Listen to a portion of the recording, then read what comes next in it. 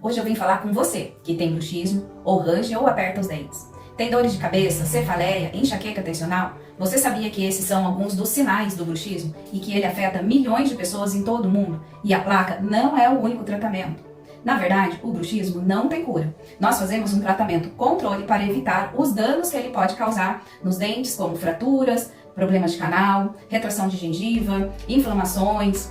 Eu sou a doutora Fabiola da Clínica Felicital Odontologia e sou especialista em disfunção temporomandibular e dor orofacial, que é a especialidade que trata o bruxismo.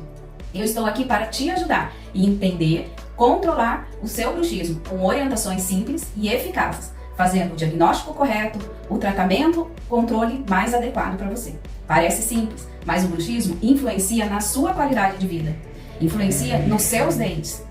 Agende hoje a sua consulta e conheça os tratamentos que nós temos disponíveis para o controle do seu bruxismo.